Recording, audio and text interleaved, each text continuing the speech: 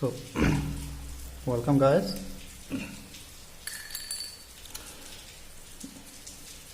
তো আমরা লাস্ট দিনের টপিকে যে ট্রপিক হরমোনগুলো সম্পর্কে আলোচনা করেছিলাম, যে ফাইটো হরমোনগুলো সম্পর্কে আলোচনা করেছিলাম, সেটা হচ্ছে অক্সিন, জিব্রেলিন ও সাইটোকাইনিন। তো নেক্সট যে এই চ্যাপ্টারতে মানে উদ্ভিদের বৃদ্ধি ও বিকাশ চ্যাপ্টার যে ফাইটো হরমোন সম্পর্কে আমরা ডিসকাস করব সেটা হচ্ছে ইথিলিন। তো ইথিলিন এর সংকেত তো আমরা সবাই জানি, C2H4, কেমিস্ট্রিতে আমরা পড়েছি। এটা একটা হাইড্রোকার্বন। তো ইথিলিন হচ্ছে একটা গ্যাসীয় হরমোন, যেটা মেইনলি উদ্ভিদে দুটো ফাংশন ভীষণভাবে করে। একটা হচ্ছে উদ্ভিদের বৃদ্ধিকে বাধাদান করে, আর একটা মোস্ট ইম্পর্টেন্ট ফাংশন হচ্ছে উদ্ভিদের ফলকে দ্রুত পাকাতে সাহায্য করে। তো মিথিওনিন নামক এক প্রকারের সালফার গঠিত অ্যামাইনো অ্যাসিড আছে। এটা আমি আগে বলেছি, তোমরা যদি ভিডিওগুলো ভালো করে খেয়াল করে থাকো তাহলে শুনে থাকবে। আমি বলেছি যে দেহে 20 প্রকারের অ্যামাইনো অ্যাসিড হয়, যেগুলো দিয়ে প্রোটিন তৈরি হয়। তাহলে প্রোটিনের একক হচ্ছে অ্যামাইনো অ্যাসিড। তো এরকম অ্যামাইনো অ্যাসিড 20 প্রকারের হতে পারে। তার মধ্যে মিথিওনিন হচ্ছে এক প্রকারের অ্যামাইনো অ্যাসিড। এর আগে আমি একটা হরমোন, ফাইটো হরমোন পড়িয়েছি, তার নাম হচ্ছে অক্সিন, এবং সেখানে বলেছিলাম অক্সিন এক প্রকারের অ্যামাইনো অ্যাসিড থেকে তৈরি হয়, যার নাম বলেছিলাম ট্রিপ্টোফ্যান। তো সেরকমই ইথিলিন মিথিওনিন নামক এক প্রকারের অ্যামাইনো অ্যাসিড থেকে ইয়ং চক্রের মাধ্যমে তৈরি হয়। একটা সাইকেল, একটা প্রসেসিং সাইকেল, যার মধ্যে দিয়ে মিথিওনিন থেকে ইথিলিন তৈরি হয়। তো এর ফাংশন, ফিজিওলজিক্যাল যে রোল আছে উদ্ভিদের, সেটা ফার্স্ট হচ্ছে একটা বললাম যে ফল পাকাতে সাহায্য করে, ফল পাকাতে সাহায্য করা, তাহলে রাইপনিং অফ ফ্রুট। তো যে কোনো ফলে যদি আমরা ইথিলিন স্প্রে করা হয় তাহলে সেটা খুবই দ্রুত পাকাতে সাহায্য করে। তো যে কোনো কাঁচা ফলে ইথিলিনের সাহায্যে আমরা পাকাতে পারি, কারণ তাতে শ্বসনের হার বাড়িয়ে দেয় এবং CO2 মানে কার্বন ডাইঅক্সাইড নির্গমনের হার বাড়িয়ে দেয়, তার ফলে দ্রুত পেকে যায়। তাছাড়া আর একটা ফাংশন আছে, তাকে ট্রিপল রেসপন্স বলা হয় বা ত্রয়ী প্রভাব। তো আলাদা করে কিন্তু কোশ্চেন আসে যে উদ্ভিদের ত্রয়ী প্রভাব কি।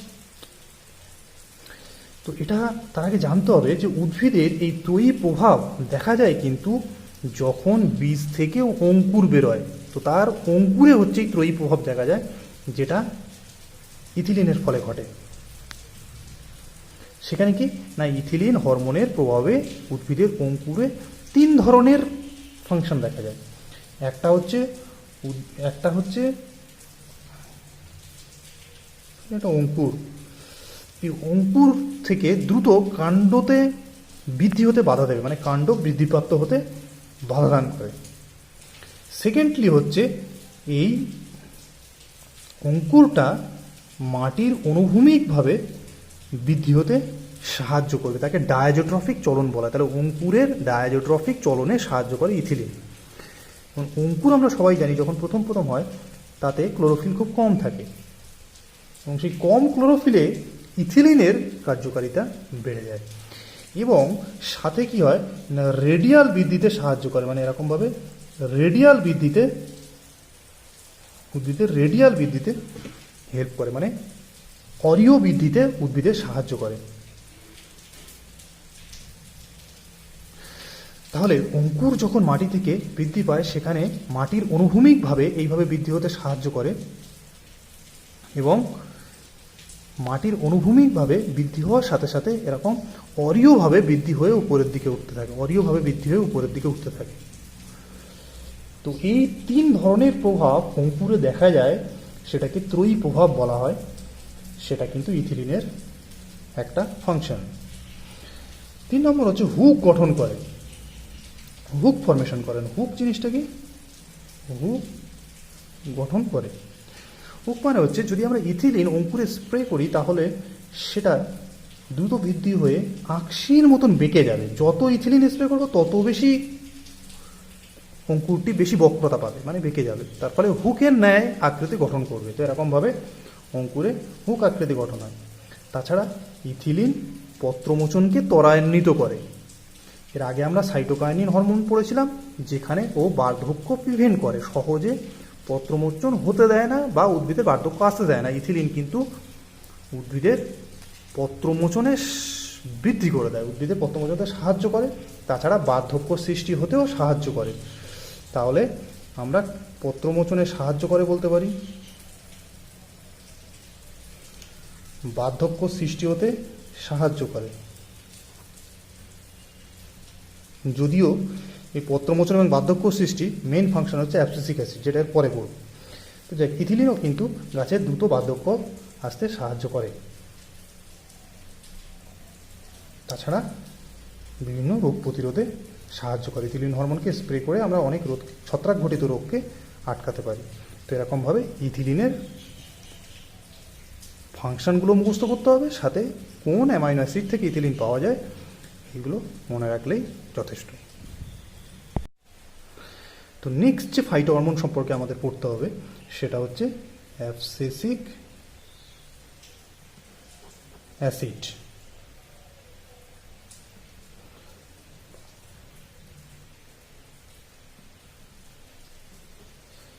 অ্যাবসিসিক অ্যাসিড বা অ্যাবসিসিক হরমোন বলা হয়।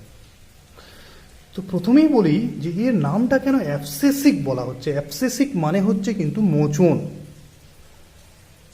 তো এই হরমোন উদ্ভিদের মোচনে, পত্র মোচনে সাহায্য করে, যাকে ইংলিশে অ্যাবসিশন বলা হয়। অ্যাবসিশন বলা হয়, অ্যাবসিশন বলা হয়, অ্যাবসিশন বলা হয়, পত্র মোচনে সাহায্য। তার আগে বলি, এই যে অ্যাবসিসিক অ্যাসিড সেটা হচ্ছে একটা 15C কম্পাউন্ড, মানে 15টা কার্বনযুক্ত একটা অ্যাসিড, C15H20O4। মেভালোনিক অ্যাসিড বলে, মেভালোনিক অ্যাসিড,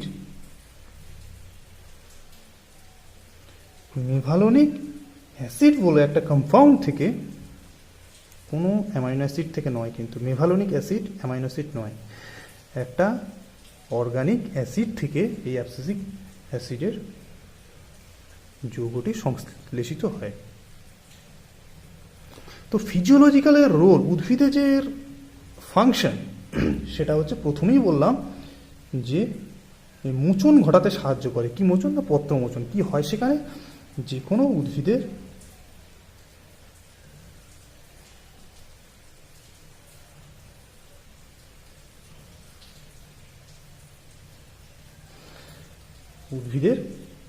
ঠিক যে স্থানটাতে পত্রমোচন ঘটবে সেই জায়গার কোষের প্রাচীরগুলো, যেগুলো সেলুলোজ, পেকটিন এই সমস্ত পদার্থ দিয়ে তৈরি হয়, তো সেই স্থানের কোষগুলোতে, মানে উদ্ভিদের বৃন্তের কোষগুলোতে এই অ্যাবসিসিক অ্যাসিড সেলুলেজ,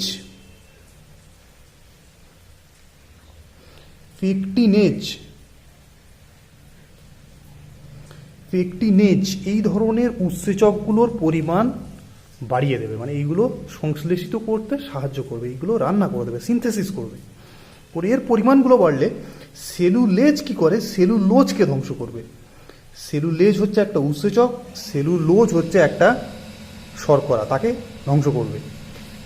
পেকটিনেজ হচ্ছে একটা উৎসেচক, পেকটিন হচ্ছে এক ধরনের কার্বোহাইড্রেট, একটা কম্পাউন্ড যেটা দিয়ে কোষপ্রাচীর তৈরি হয়। তো এই পেকটিনেজ উৎসেচকটি পেকটিন নামক শর্করাকে ধ্বংস করবে। তার ফলে কি হবে? এই জায়গার কোষপ্রাচীরগুলো দুর্বল হয়ে পড়বে এবং এখান থেকে পাতাটা খসে পড়বে।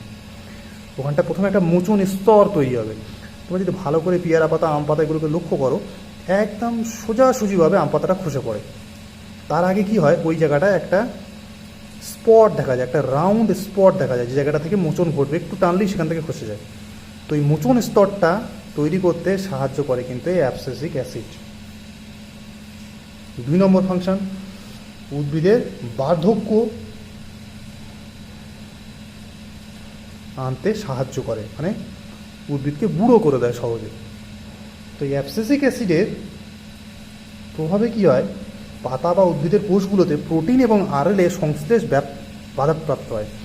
বিভিন্ন প্রকার যেগুলো প্রোটিন, যেগুলো ফাংশনাল দরকার পড়ে উদ্ভিদের শারীরবৃত্তীয় কাজের জন্য, বা আরএনএ, সেইগুলো সংশ্লেষিত হতে বাধা দেয়। তার ফলে উদ্ভিদটি দিন দিন সহজেই জরা চলে আসে। তার জরা মানে হচ্ছে বার্ধক্য চলে আসে, তাই জন্য একে জরা আনয়নকারী হরমোন বলা হয়, একে জরা আনে। আর আমরা এর আগে পড়েছিলাম জরা প্রতিরোধকারী হরমোন সাইটোকাইনিন ছিল। তো বার্ধক্য আনতে সাহায্য করে অ্যাবসিসিক অ্যাসিড। 3 নম্বর ফাংশন হচ্ছে বীজের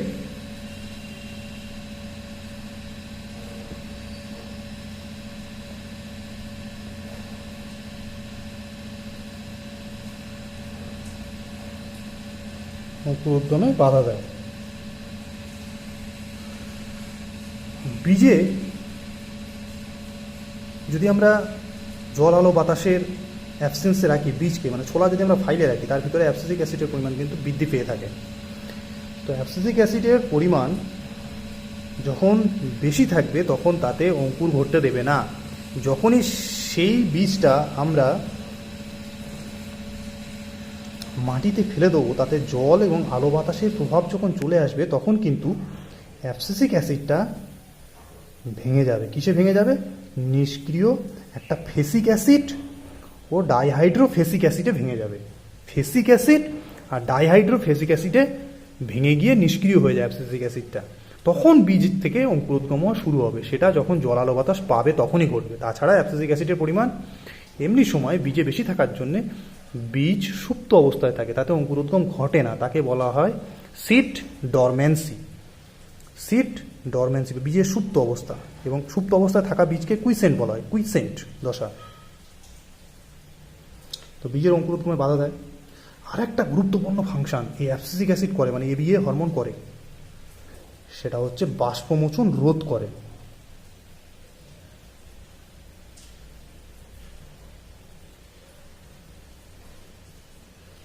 বাষ্পমোচন রোধ করে কি করে? বলছে যখনই অ্যাকচুয়ালি ফার্স্ট চ্যাপ্টারটা আমি এখনো পড়াইনি উদ্ভিদের প্লান্ট ফিজিওলজিতে, সেখানে উদ্ভিদের জলের সংবহন কী করে ঘটে সেটা আছে, মানে ট্রান্সপিরেশন আছে, যেগুলো প্লান্ট ট্রান্সপিরেশন। তো সেখানে গিয়ে কী করে উদ্ভিদের বাষ্পমোচন ঘটে, মানে সেখানে রক্ষীকোষ কীভাবে সাহায্য করে বাষ্পমোচন হতে, স্টোমাটা দিয়ে, পত্ররন্ধ্র দিয়ে, সেই সম্পর্কিত পুরো ফিজিওলজিক্যাল ফাংশন আছে, এবং সেটা ছক আকারে পড়াবো। সেখানে জানতে পারবে যে বাষ্পমোচন ঘটাতে সাহায্য করে এরকম একটা গুরুত্বপূর্ণ উপাদান হচ্ছে ম্যালেট।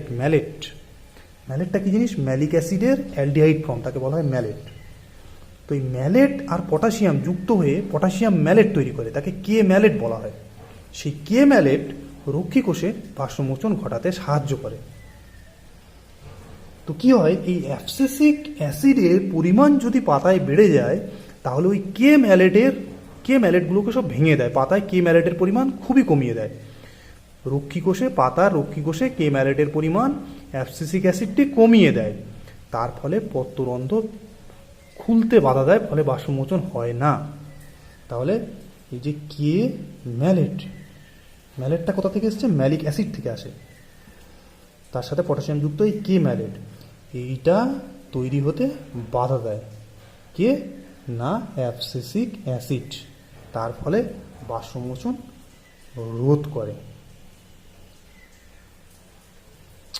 তাহলে যদি এই ঘটনাটাই একটা মরুভূমির উদ্ভিদে ঘটে, যেখানে ধরো মাটিতে জল নেই, মরুভূমি মানে মাটিতে জল থাকে না, সেখানে গাছের মূল আছে আর উপরে ধরো গাছগুলো আছে,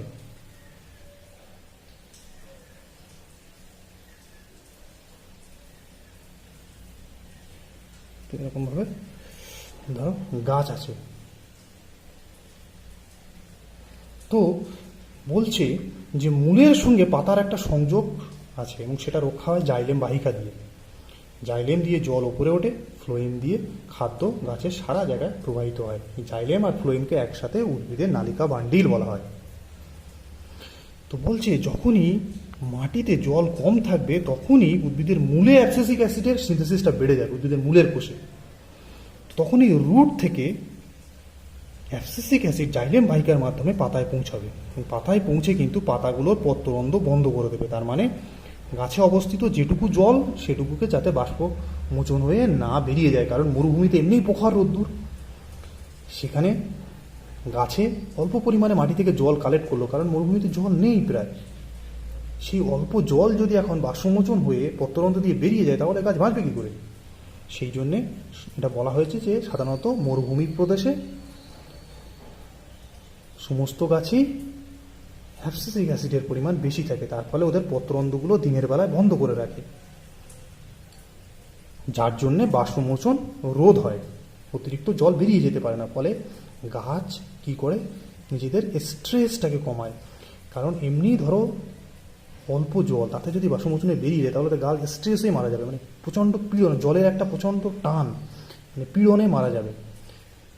তাই জন্যে একে পীড়ন বা স্ট্রেস নিয়ন্ত্রণে সাহায্য করে অ্যাবসিসিক অ্যাসিড, তাই জন্য একে খরা সুবেদী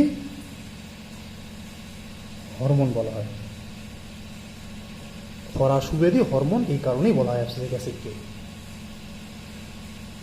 এছাড়া অ্যাবসিসিক অ্যাসিড বীজবিহীন ফল মূল উৎপাদনেও সাহায্য করে। তাহলে ইথিলিন ও অ্যাবসিসিক অ্যাসিড এই দুটো হরমোনের ফিজিওলজিক্যাল ফাংশন 6টা থেকে 5টা ডিটেলস খুব ভালো করে আমাদের মুখস্থ করতে হবে।